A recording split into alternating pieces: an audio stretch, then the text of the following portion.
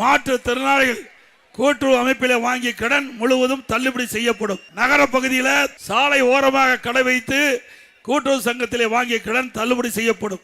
புதிதாக சிறு கடைகள் வைப்பதற்கு அவர்களுக்கு குறைந்த வட்டியில் கடன் வழங்கப்படும். அதோட ரேஷன் கடையில் வழங்கப்படுகின்ற அரிசி சற்று தரம் குறைவாக இருப்பதாக கோரிக்கை வந்திருக்குது. என்னிடத்தில் தகவல் கொடுத்திருக்கிறாங்க. அதிமுக ஆட்சி அமைந்த உடனே நம்முடைய மளிகை கடையில் எப்படி தரமான அரிசி இருக்குதோ அதே போல ரேஷன் கடையில் வழங்கப்படுகின்ற அரிசி தரமான அரிசியா வழங்கப்படும். அது எத்தனை ஆயிரம் கோடி செலவானாலும் பரவாயில்ல, தரமான அரிசி வழங்கப்படும். அதோட இப்போ விலையில்லா அரிசி தான் வழங்குறோம்.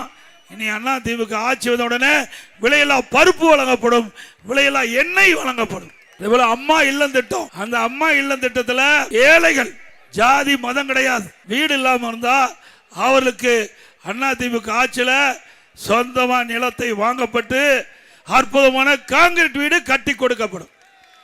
பட்டியலின மக்கள், அருந்திதர் மக்கள், ஆதிரிடா மக்கள், அந்த மக்கள், அந்த குடும்பத்தை சேர்ந்தவர்கள், மலைவாழ் மக்கள், அந்த குடும்பத்தை சேர்ந்தவர்கள் திருமணமாகி தனி குடித்தனம் போகின்ற பொழுது அவர் வசிப்பதற்கு வீடு இல்லாமல் இருப்பதாக எங்களிடத்தில் கோரிக்கை வச்சிருக்கிறாங்க. அப்படிப்பட்ட மக்களுக்கு அரசாங்கமே சொந்தமா இடம் வாங்கி அற்புதமான வீடு கட்டி தரப்படும். அந்த மக்களுக்கு முதியோர்களுக்கு வழங்கப்படுகின்ற ஓய்வூதியம் 2000 ரூபாயை உயர்த்தி வழங்கப்படும்.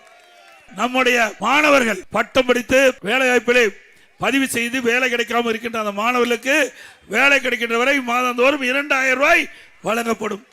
+2 வரை படித்த மாணவர்களுக்கு 1000 ரூபாய் வழங்கப்படும். இஸ்லாமியர்கள், கிறிஸ்துவ மற்றும் ஏனைய சிறுபான்மை வகுப்பை சேர்ந்த மகளிர் சுய தொழில் தொடங்குவதற்கு வட்டிலா கடன் வழங்கப்படும். இந்த திட்டமெல்லாம் அதிமுக ஆட்சியுடனே செயல்படுத்தப்படும் என்ற மகிழ்ச்சியான செய்தியை தெரிவித்தார்.